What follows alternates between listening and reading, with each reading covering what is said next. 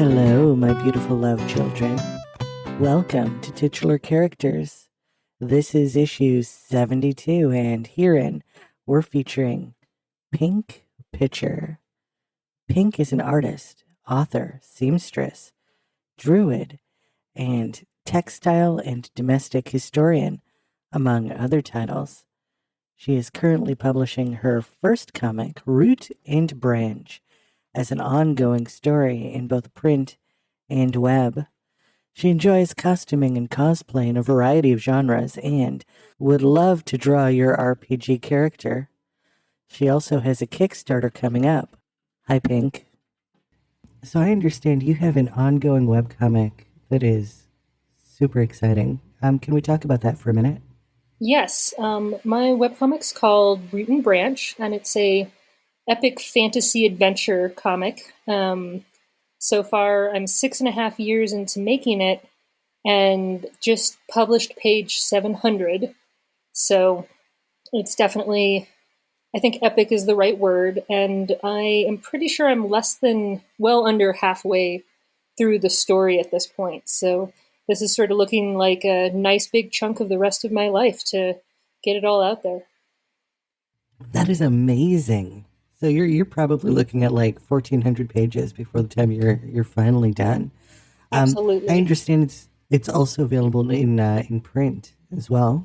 Yes, we've printed 4 volumes so far. I'm wrapping up book 5, and I was hoping to print that this year, but changes in printing cost mean I sort of might have to hold off on that until early next year. But we'll see how things go.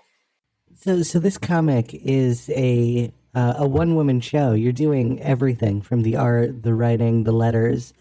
How do you keep a schedule with it?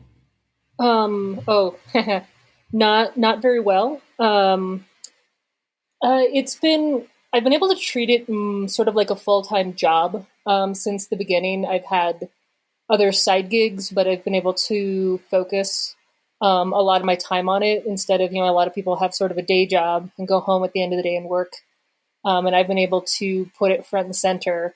But, there's still just the reality that you can only put so many hours a week into, leaning over an artboard and drawing. Your body can only do so much. Your brain can only do so much. So there have been years where I was probably really regularly putting in 50 hours a week of direct work on the comic.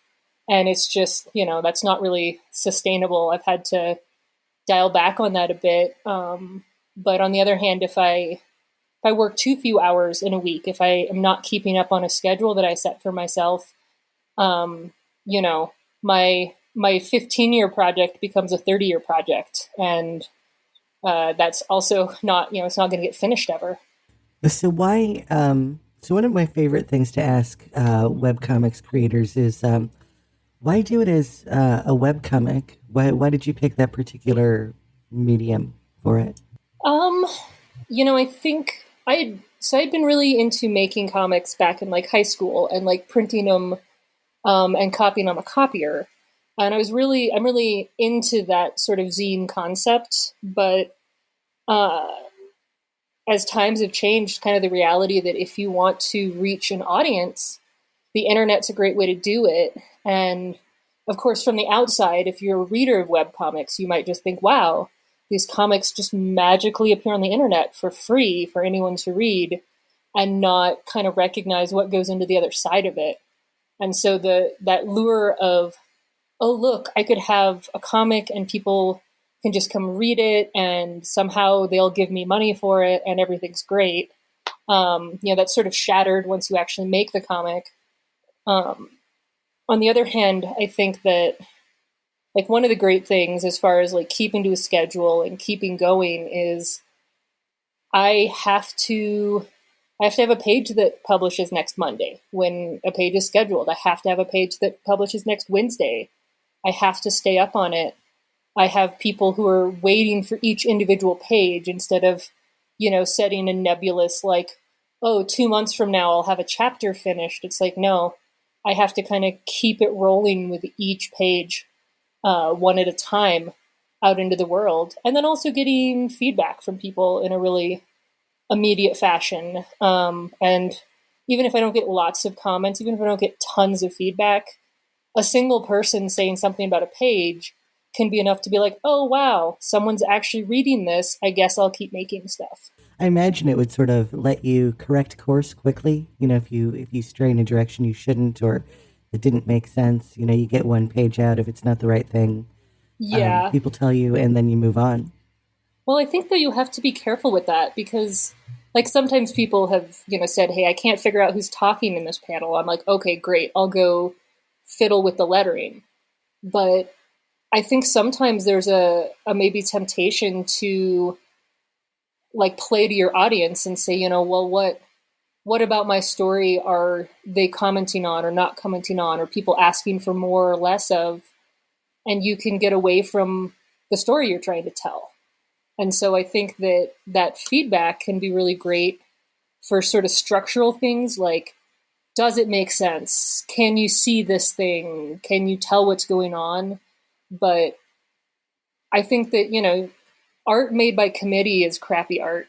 There's no reason to have your audience, I mean, unless that's your whole thing is like the audience voting or something, but there's no reason to let your audience dictate where the story goes because you're the storyteller.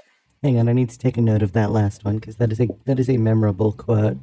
I mean, and it's something I have seen people do, usually less from that like feedback loop and more, like, okay, here's what's popular right now. I need to make a comic about this thing. It's like, no, that's not how it works.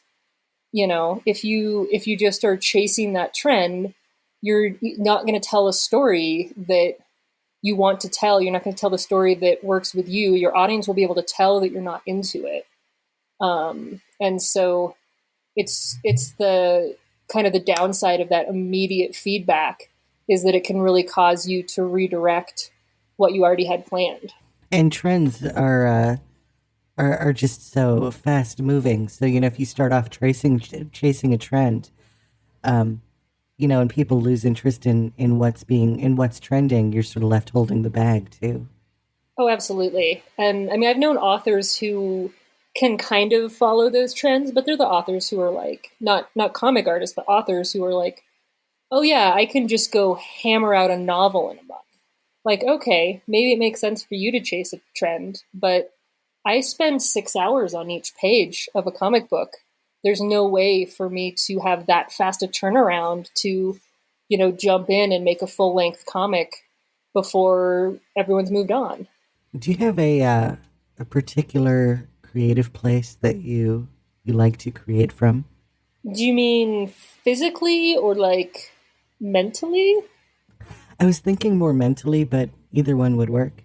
That's interesting because, I mean, so physically, I guess I'll start. That's the easy answer, I guess.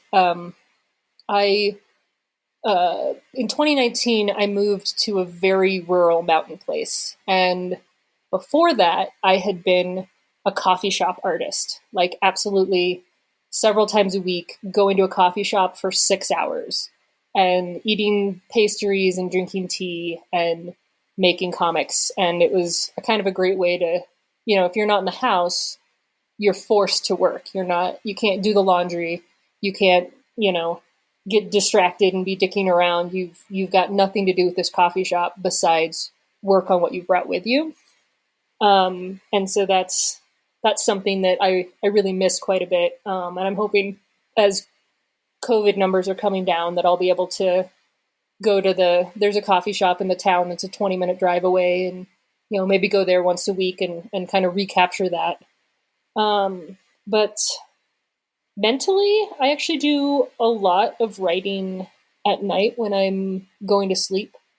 When I'm lying there in bed, I will be thinking about scenes and thinking about story beats and sometimes even kind of thinking about panel layouts and like action shots and things like that. So how do your characters find their voices? I think honestly, I'm the sort of person who, like, I made these characters, but I don't feel like I'm in control of them anymore. I feel like pretty early on in the character design process, they sort of get away from you and they're their own beings, and you're kind of feeling your way like, does this feel like something that my character would do? And when you write a line or when you think of a plot point and it doesn't actually fit your character, you can tell it doesn't feel right. It's like, if your best friend all of a sudden did something totally out of character, you'd be like, what is going on in your life? Of course, sometimes that's good writing. It's good writing for someone to do something that seems counter to their character because they're in crisis or they're growing or whatever. But I feel like the characters have their voice, and I'm just sort of midwifing that onto the page. Like, I'm not 100% on top of that aspect of it. So the world building in this thing is pretty intense. There's a lot going on. Where does it start? What's the genesis of it? So there's kind of two sources that are, sort of related. The absolute nexus of this story from years and years and years ago was actually playing the original Zelda for the first time, like 15 years after it had come out. I didn't have video games growing up. I bought an old NES off of a friend in high school and was playing Zelda, and the little booklet that came with it had long been lost. I had no idea there was a backstory. And I'm just making up the story of this little pixel dude who's running around. And that a lot of that informed my current story. But as far as world building, I actually have a degree in textile history and domestic history, with a focus on prehistoric Europe. And so I have a lot of background in that day-to-day life in a pre-medieval and medieval setting, and how people are getting food and building houses and clothing themselves, and the roles of different people in the society that make things work. And I haven't really reinvented the wheel on a lot of that. I've used that as a backdrop for at least the human world. And then for the various elf cultures, I actually pulled really heavily from Indo-European mythology and some of the different kind of hearth cultures of Indo-European mythology as a framework for how the elves are seeing the world and interacting with each other and building their societies. It's interesting that you're working with elves and creatures like that. How do you keep it fresh and interesting? Honestly, I try not to overthink that. There's tropes in fantasy, and some of them do become sort of tired and predictable. But on the other hand, if you completely change what elves are and how they exist in the world, is it still an elf at that point, or is it just a creature with pointy ears? So I wanted to not, get too far from that core of the traditional fantasy idea of an elf, but I also didn't want to be bound up with it. I think that particularly, elves are sort of portrayed as this sort of high and mighty, aloof, magical, mystical, apart from the world beings. And it's like, well, at the end of the day, they got to eat and shit. Like, they're still creatures living a life that's not unhinged from that reality of your basic needs and wants. And so I guess maybe kind of making them a little more down to earth, a little more humanized, instead of just these ethereal beings of light that float everywhere. When you're plotting something out, what's the process like? Are you one of those writers who sort of starts writing and gets going, or do you plan out every aspect of your story? I do. I really do a little bit of each. I feel like over the years of working on the core of the story, I kind of sorted out a whole bunch of like key plot points. And then I had a lot of space between them. And some of it in the early days of me working on the comic, it was like, I know this is what happens in the first, few weeks of the comic. And then there's going to be just a few months of stuff. And I didn't have anything planned out for that.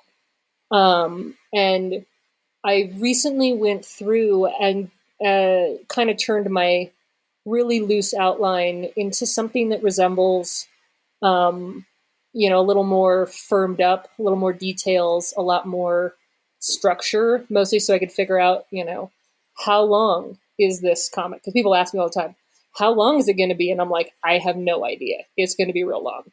So now I've outlined it in more detail, and that meant sort of taking those key plot points and spacing them out, putting them in the right order, and then going in and figuring out how much breathing room's between them, and figuring out, like, between point A and point B, this thing has to happen somewhere in there. And so kind of playing with how is that going to happen? And is there something else that can go along with it?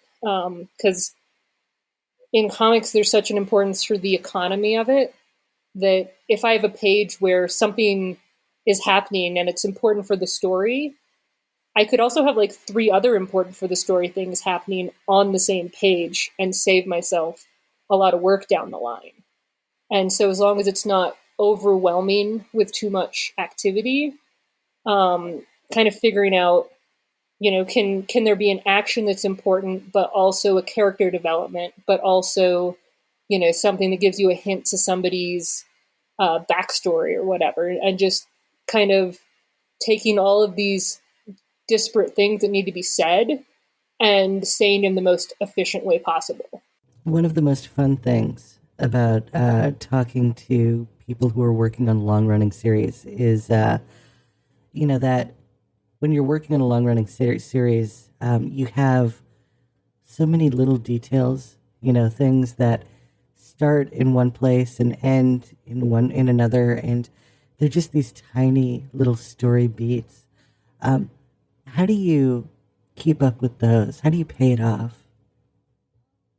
Yeah, that's a tough one, because honestly, sometimes, I have to go back and reread my stuff. I have to remind myself sometimes of how much there is, and, pat yourself on the back like, look, you made this. This is all you. But also to, to remind yourself, oh, I set up this thing. I set up, this character's, this item they have, or this, fear they have, or something. And I need to remind myself that it carries through, that goes somewhere.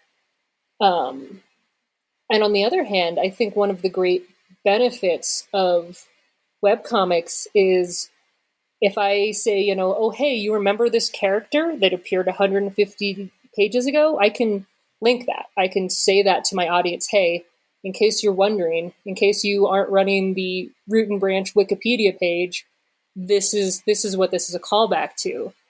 And I guess for somebody who like only reads it in print, and I do know, there's people who have backed all my Kickstarters and, as far as I can tell, never have touched the website. It's, to me, I guess that's like an Easter egg to find, to go back through and reread.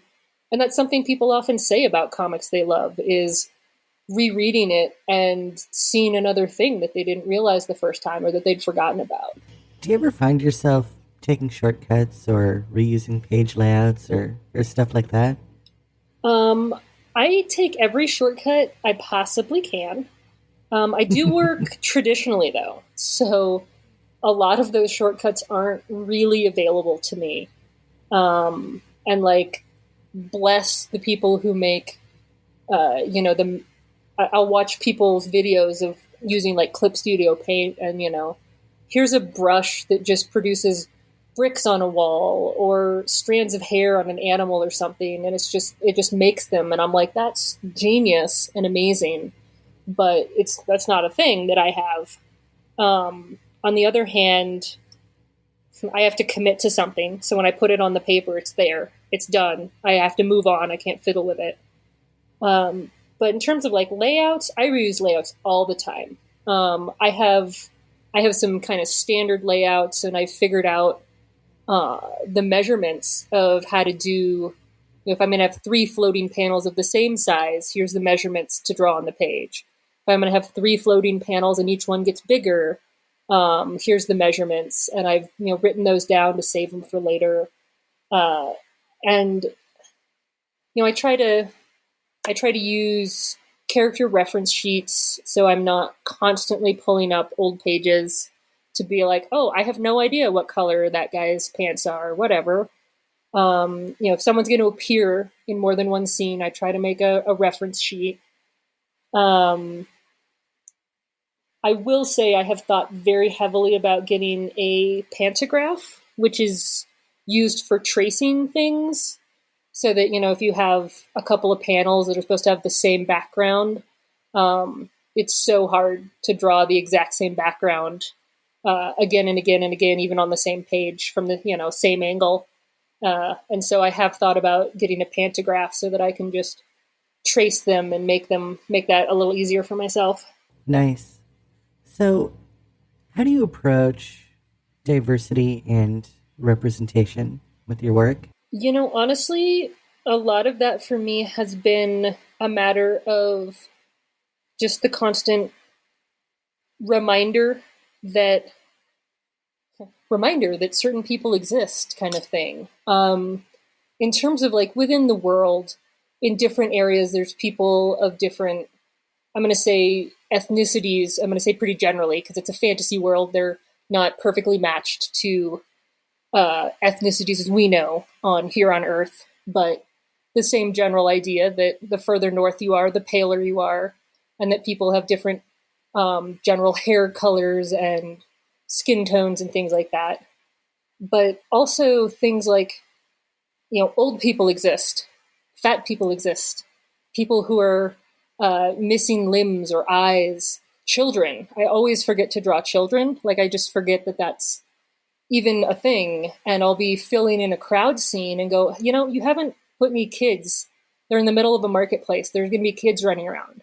There's going to be dogs. And, sometimes if I'm like laying out a scene in a crowded place where there's a lot of background people, I might actively kind of make a list and be like, okay, do we have people of these sorts? Do we have people of these sorts? Do we have some interests, different sizes and heights, and, which adds more visual interest anyway. And like, frankly, anybody who's drawing crowd scenes and is not putting fat people in them, what are you doing? Like, they take up space. Fat people are wonderful. They take up space. As a comic artist, what more could you ask for? And you still see people do, background scenes where it's just a whole bunch of really identical, boring looking folks lined up. And you're missing out on a lot of opportunity to add interest and depth to your world anyway. So one thing I think that's interesting here is, in addition to being the webcomic, you've actually produced volumes, which for a lot of webcomic people, it's really difficult to take your comic that's designed for platforms like Webtoon or whatever, and shrink them into a printed volume. Is that something you had to plan for from the beginning of the book, or is it something that you did sort of after the fact? Actually, because I'm working on physical paper pages, that's kind of already done. And I also knew from the beginning that I was planning to print. So I scanned things at full size, and I made all my files at 300 DPI and things like that. But my pages, were already all the same size, all the same aspect, and sort of ideally suited. But there has been some interesting things. When I was first producing pages, I wasn't thinking about them in terms of facing pages, like a 2-page spread. I was just thinking one page at a time. So when I put together the first volume for print and decided, okay, I need to add chapter covers, I realized that it kind of made the pagination all crazy. Like, do I want the chapter cover to always be on the right face, or can it be on either side? And do I want to have, a white page behind that chapter cover? And I hadn't thought about any of that. And so after that, I did a lot better with laying things out into page spreads. But when you're doing stuff for both print and web, it's like you have to think about, in like really classic comic making, if you go to college for it or whatever, they're going to teach you about preparing for that page turn, because the whole thing is you want your audience to be interested in what's on the next page. So you're building up to that next page. And online, you kind of have to do that with every single page. You have to have a payoff on every single page, not just kind of on every other page, as it were. And so thinking about the last panel of each page kind of becomes one of the most important pivots in the flow of your sequence. It's where you grab things. It's where you kind of sum up what the page is. There's like that last panel becomes a really important thing. And when I'm doing my thumbnails for layouts, I actually will tend to, once I've figured out, okay, here's how much I think I can fit on this page, I will thumbnail the last panel first and work up. Because I think if you start from the top, there's sometimes a tendency to kind of run out of space by the time you get to the bottom. It's an afterthought. And it's like, no, that last panel is important. It's carrying quite a lot of weight in order to keep people invested in the story. So do you have a favorite comic story of all time? Ooh, of all time, I think my default is going to be The Crow. The original volume, and there's been a lot of spin-offs. Some have been really good, some have been meh. But yeah, The Crow was definitely something that got me interested in comics and got me, sort of wanting to make my own comics. I also am one of the few people in my generation who read the comic long before seeing the movie. And so my opinion of the story is like almost strictly comic. I could take or leave the movie. I'm not into it. When was the last time a comic made you cry? Oh gosh. I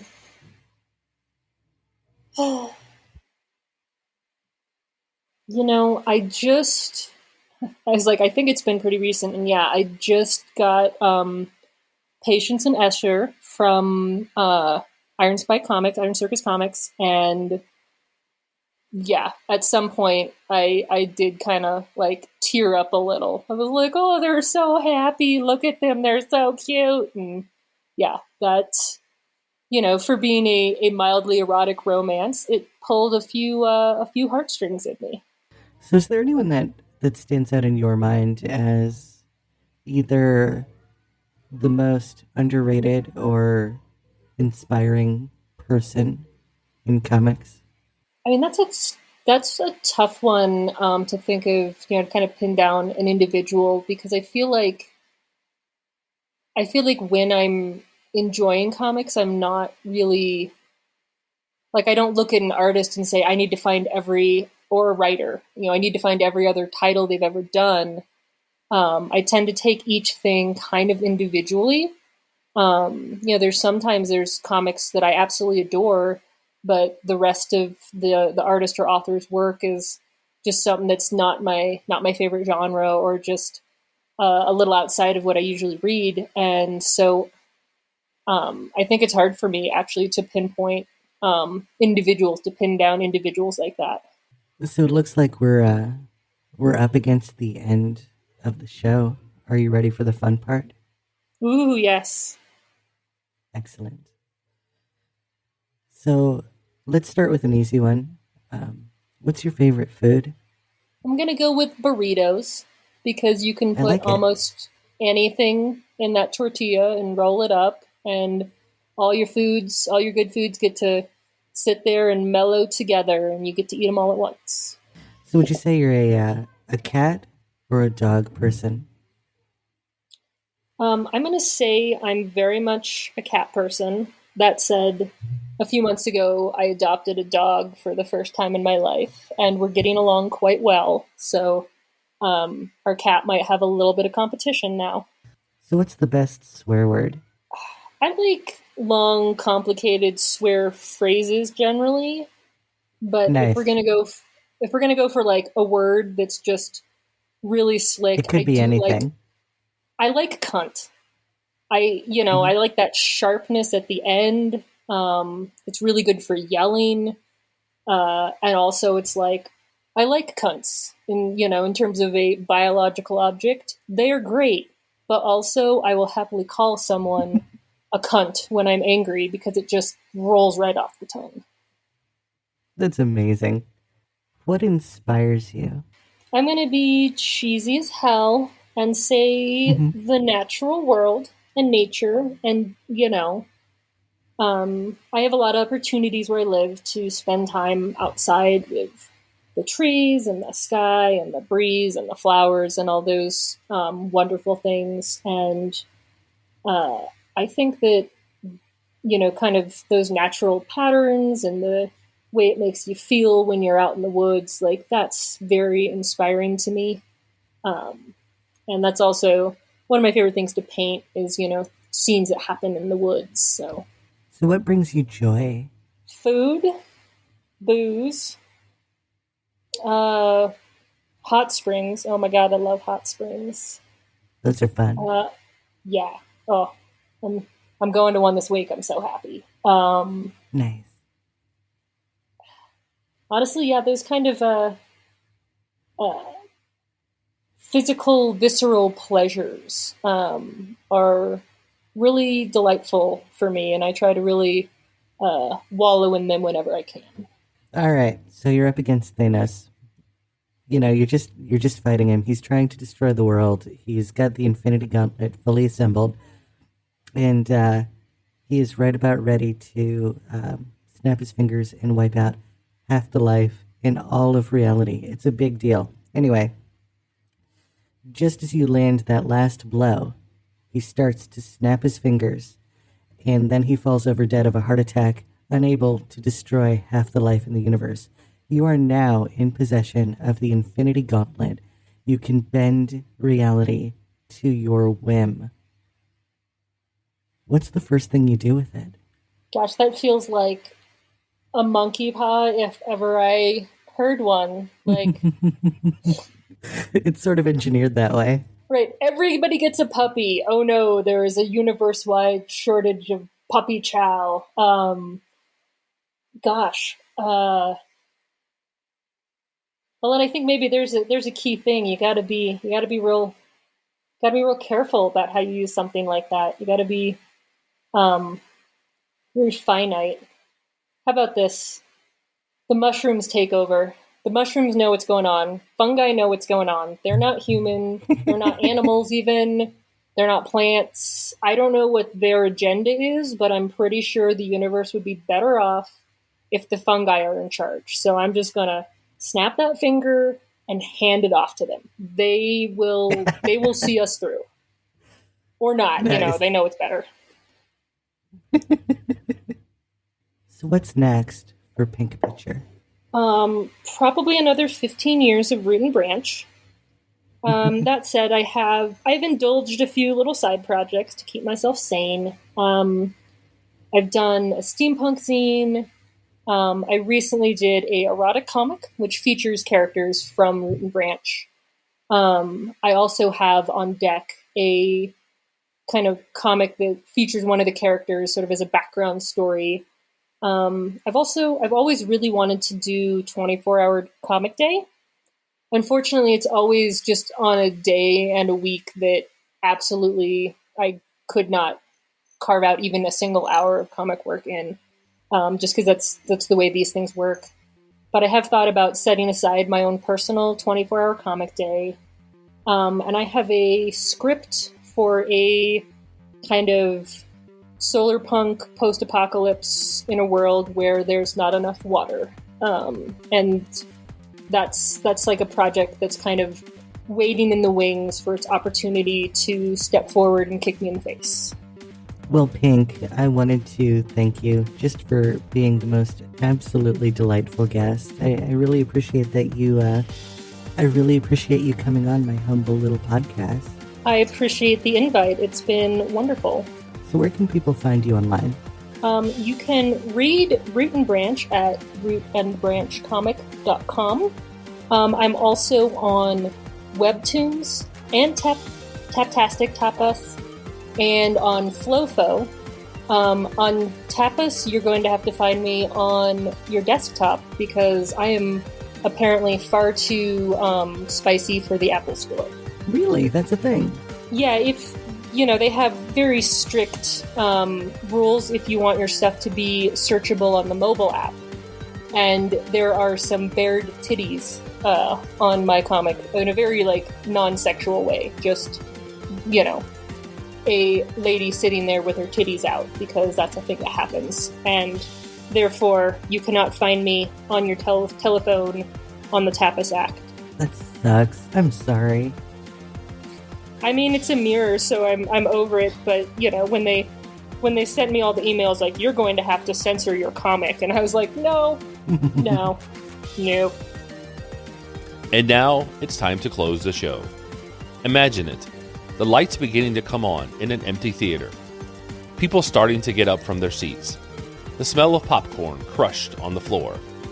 And the thought runs through your head that Titular Characters is awesome, and you want to support it. Fear not, my friends. There are tons of ways to do it. You can follow Eva at EvaIsAdorable on Twitter. You can leave a review on Apple Podcasts, Podchaser, Castbox, or Podcast Addict. And if you're feeling super generous, you can leave some dough at buymeacoffee.com/EvaIsAdorable. There, you can contribute as little as $1.